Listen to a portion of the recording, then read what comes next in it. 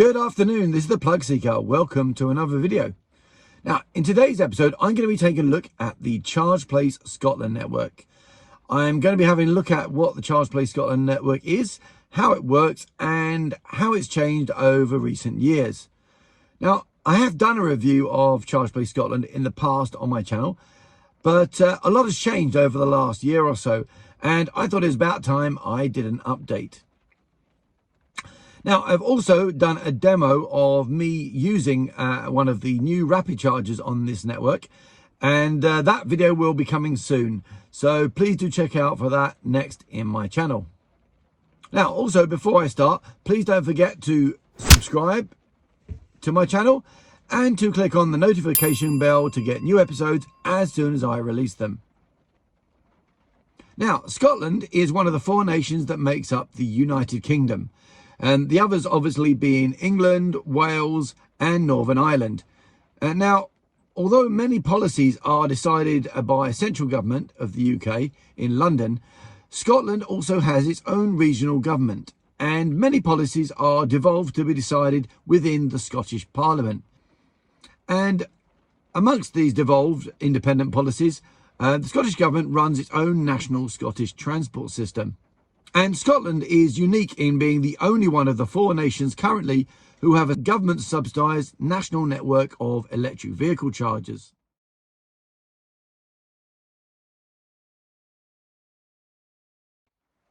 So I thought I'd start by giving a bit of background of the ChargePlace Scotland network and how it has evolved. So ChargePlace Scotland was set up in 2013. It consists of a network of chargers which are both rapid 50 to 150 kilowatts and also many 7 kilowatt dual charger posts as well. And the types of chargers are determined by the local needs at any given location. Over the years, it has grown initially from just 55 public chargers to now just over 2,100 at the time of this video. So basically, mid-2013, the Scottish Government set about organising a programme to support the rollout of an ambitious national EV charging network. Now, to put the time period into context, this was actually quite early on in the start of the EV revolution that kind of got going at the early 2010s. At this time, across the UK, there were still only about 5,000 registered EVs. And in fact, only a mere 200 of these were actually EV owners registered in Scotland. Now, to put those numbers into some kind of perspective, in December 2021 alone, over 27,000 electric vehicles were registered in the UK. So in 2013, it's fair to say that EV update was really still in its infancy. And in terms of charging infrastructure at the time, again, it was still really only getting started. There were very few national networks of chargers, and especially very few rapid chargers. The electric highway of chargers along the main motorways had just got started in 2011, but the first 50 kilowatt rapid chargers, even on this network, didn't really get going until October 2012. So it's fair to say that in 2013, the ChargePlace Scotland network was still quite a novel and definitely forward-thinking move by the Scottish Government. So in 2013, the Scottish Government set up the not-for-profit company ChargePlace Scotland. It was to manage a network of chargers that were going to be funded by government grants. These grants were issued and administered by another UK government-sponsored organisation called the Energy Savings Trust. So with ChargePlace Scotland set up, any local Scottish authorities or private businesses in Scotland who wanted to have chargers could apply to the Energy Savings Trust to have them supplied and installed by one of these new grants. So this allowed the Scottish local authorities to rapidly expand their EV infrastructure without having to bear all of the brunt of the upfront costs of the hardware. And once they've applied for the grants, the local authorities could review and select from a number of suppliers and installers which were on a government agreed framework. And the suppliers who made the successful bid at any location would then arrange to come and install the chargers. These local authorities or businesses were referred to as the hosts, but effectively they were the owner of the hardware at the location once it had been installed. So during the first wave of the ChargePlace Scotland units being installed, part of the grant conditions were that the owners would pay for the electricity for the first 3 to 5 years. The owner was also responsible for the upkeep and maintenance and repairs to the chargers. This meant that in the first few years, most of the chargers on the ChargePlace Scotland network were actually free to Scottish drivers. The charging units that were installed were not always the same hardware. It really depended on which supplier was able to give the best contract at any given location. However, a large majority of the hardware came from a brand called eVolt, and this was supplied by a company at the time called APT Controls. And this is worth remembering, as I'll come back to eVolt and APT a little bit later. But as I say, there were various other chargers also by other suppliers. Other examples of charging hardware installed in the first sort of rollout were Siemens, ABB, DBT, BP and Alfen.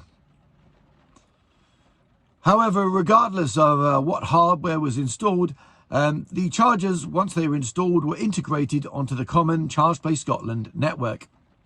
So once the chargers were happily installed and on the network, most of the hosts or owners would be in an agreement with their supplier for an ongoing contract for maintenance and repairs. So if there was a problem, they would get repaired as part of that warranty.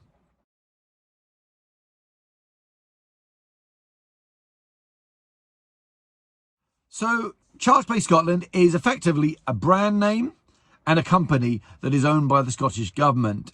However, although it is accountable to the Scottish Department of Transport, it is run at a kind of an arm's length from the government. Now, as I'm sure you can appreciate, running all the back office work behind the scenes for a large enterprise like ChargePlace Scotland is quite an undertaking. So the way they did this was they put all of the back office support work out to contract to a separate company. And the company that won the tender was a company called Charge Your Car, or CYC. So first of all, they provided an app. Now, CYC already had their own app for running chargers which were on the CYC network, which were spread across the rest of the UK. So the ChargePlace Scotland chargers were integrated into the CYC app, which meant that it allowed users to see where the chargers were and allowed them to connect to the chargers using the app. The second thing that CYC did is they organised the supply of RFID cards to allow you to activate the charger using a card. However, this was at a cost of £20, and you also had to continue to pay CYC a further £20 fee every year to be able to continue to use the RFID card. And this annual fee was a bit of a bugbear, as most networks, usually once you've been issued an RFID card and paid for it, you don't usually have to pay again. So interestingly, what this meant was you could activate the ChargePlace Scotland network for free if you use the CYC app, but you were effectively penalised having to pay £20 a year if you wanted to activate it using an RFID card, which was a little bit odd. Unfortunately, you couldn't at that time activate any of the ChargePlace Scotland network with contactless debit cards. That wouldn't come till quite a bit later. However, at the time, a significant positive point was that most of these chargers on the network, including the rapid chargers, were entirely free to use, with, as I say, the electricity being paid by the owners as a condition of their original grants. Now, the other big role of CYC in their back office support was their customer services. CYC manned a ChargePlace Scotland helpline, and this would include the reporting of faulty chargers and informing both the owners and the supplier who managed the maintenance for that charger. Now, further down the line, CYC was later taken over by another company called ChargeMaster. Now, ChargeMaster was a private network of chargers already across the UK, and later ChargeMaster themselves were taken over by the petrol company BP. to become later the BP Pulse network. However, BP Pulse continued to manage the CPS back office provision as CYC on behalf of the Scottish Department of Transport. The CYC app continued to be used as the way of activating rapid chargers as before. That was where we were in 2019.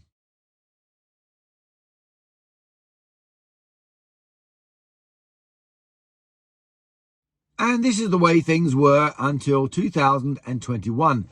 But last year, ChargePlace Scotland went through huge changes. And this really centred around the contract for the back office support, as this process was put out to tender again, and this time the successful bid went to a company called Swarco, transitioning support away from BP Pulse. And one of the first things Swarco did was to move the ChargePlace Scotland headquarters and customer services up from England, where CYC had had it previously, to a new centre in Dundee in Scotland. So I'm going to talk now a little bit about who are Swarco and why did they take over ChargePlace Scotland last year.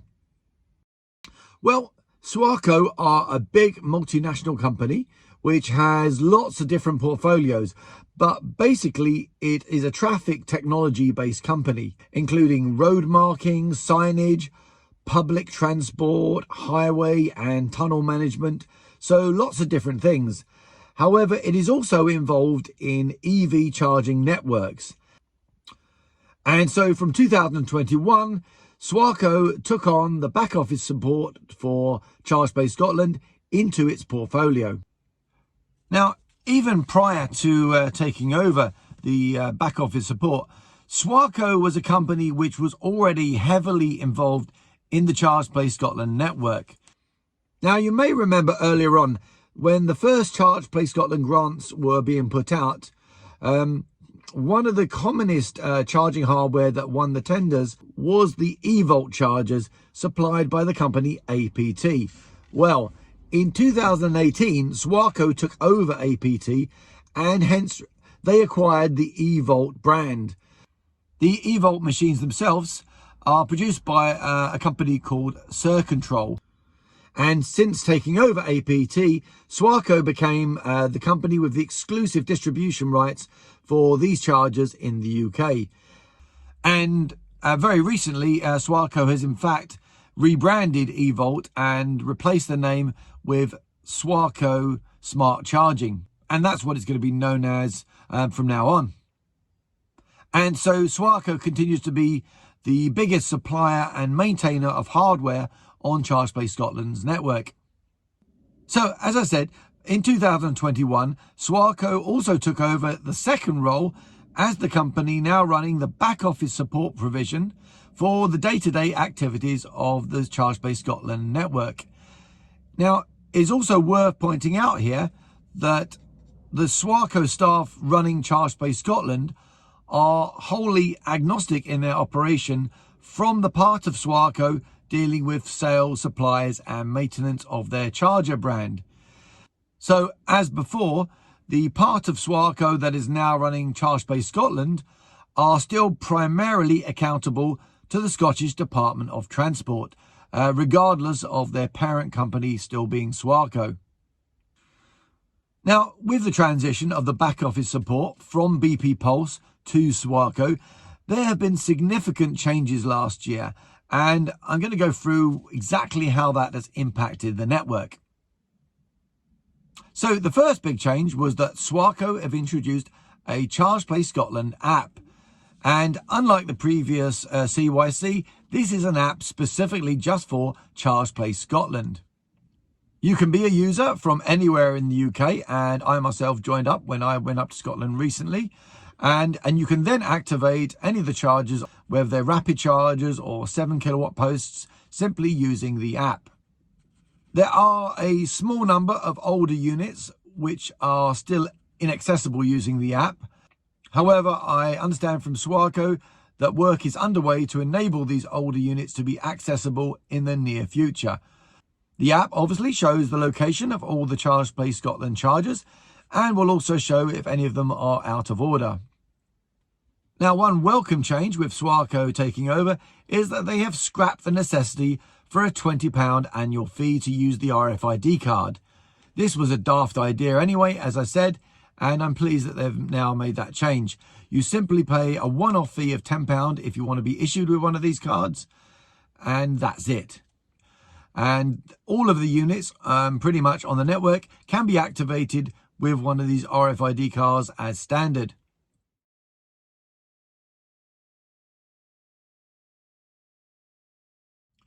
So I thought I would talk a little bit about how ChargePlace Scotland recognises faulty chargers and facilitates the process of getting them fixed, at least hopefully. So the reporting of faults continues to be managed by ChargePlace Scotland's back office team, essentially as it was before, even though under a different company with Swarco taking over. ChargePlace Scotland is still independent and agnostic to the different brands that are on the network. So whether it be a Swarco or other suppliers' hardware, the process is essentially still the same. So faulty chargers can be reported to ChargePlace Scotland either by members of the public or by the host themselves noticing that the hardware is malfunctioning.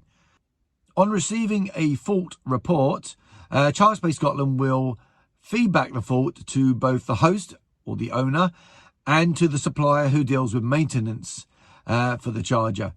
The ChargePlace Scotland internal faults team will then follow up and monitor the status of the repair.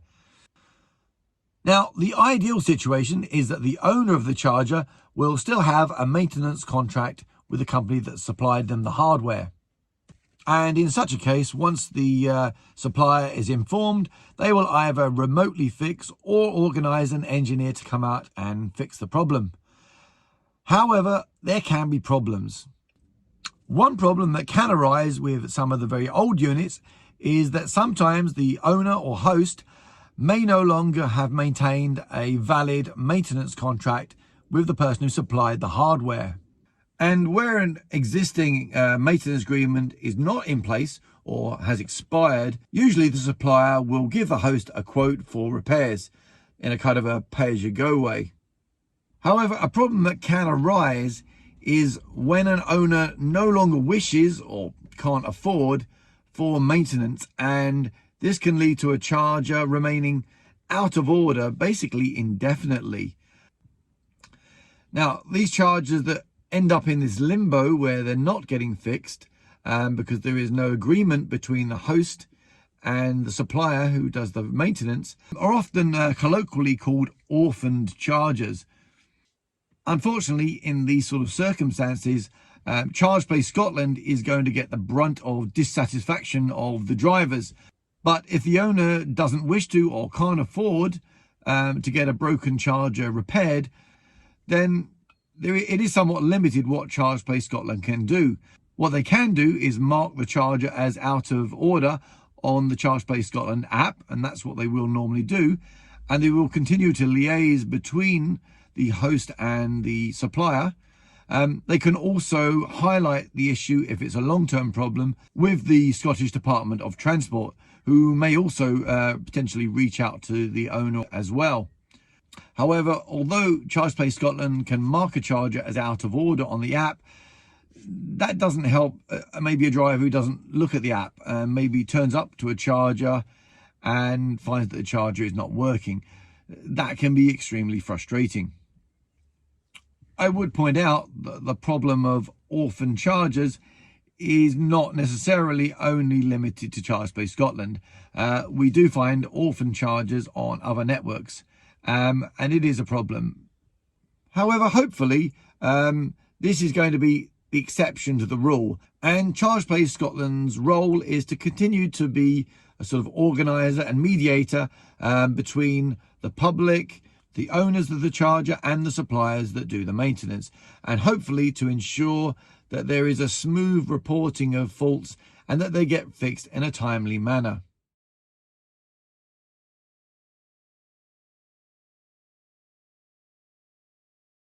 Now, another way in which the ChargePlace Scotland network is improving and modernising is by the introduction of new hardware.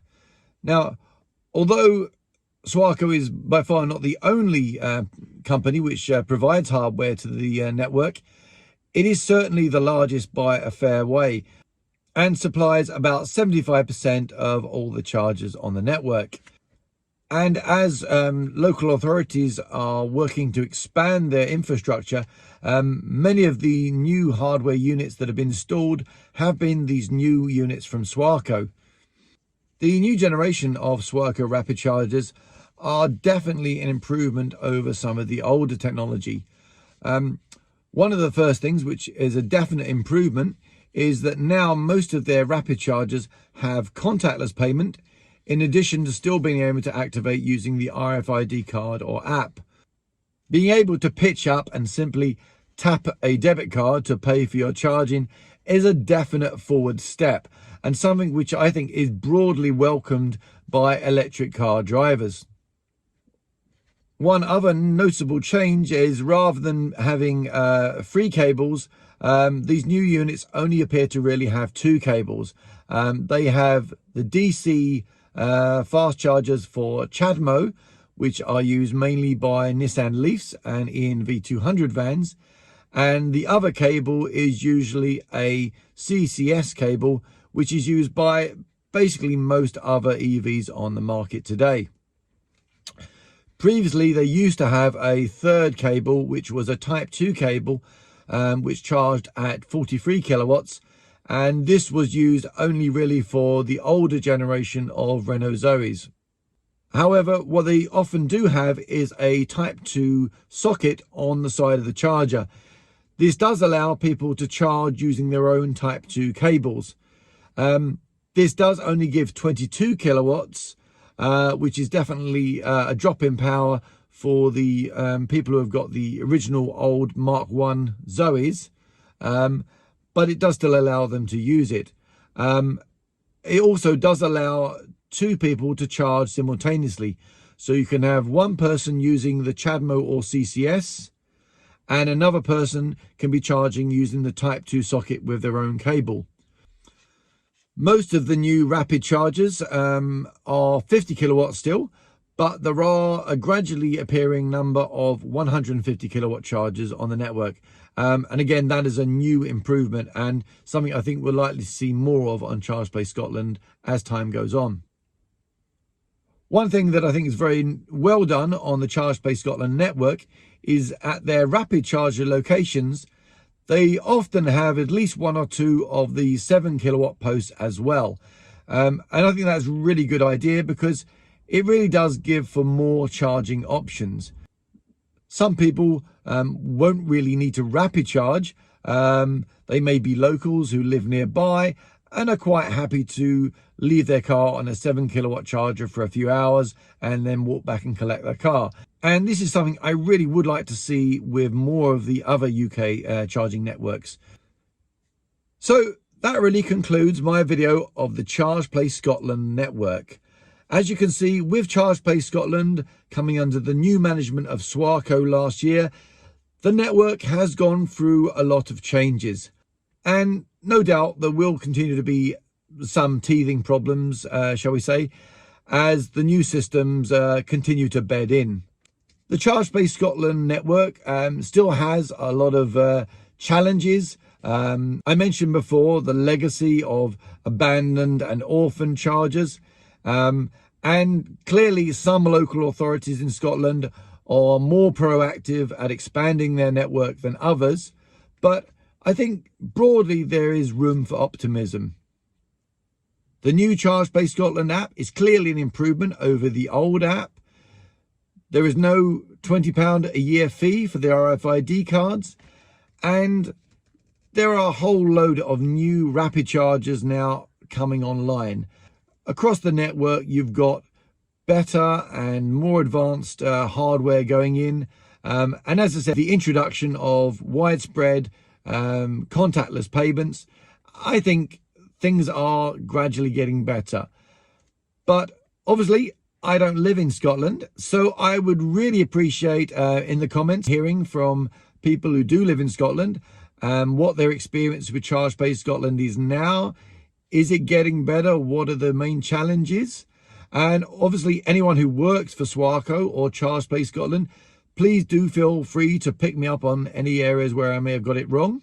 I found it very interesting to learn about ChargePlace Scotland, and I would say despite its challenges, it still is the only national charging infrastructure in the country. And I think as such, it's something Scotland can be proud of. Anyway, that is it for today's video. I hope you enjoyed this episode. If you did enjoy it, please don't forget to subscribe to my channel and to click on the notification bell to get new episodes as soon as I release them. Also, please don't forget to share on Twitter, Facebook, Instagram, or whatever social network that you use. It really does help out my channel a lot, and I really do appreciate it. So that's it for today. This is the PlugSeeker signing out. Happy charging, everyone.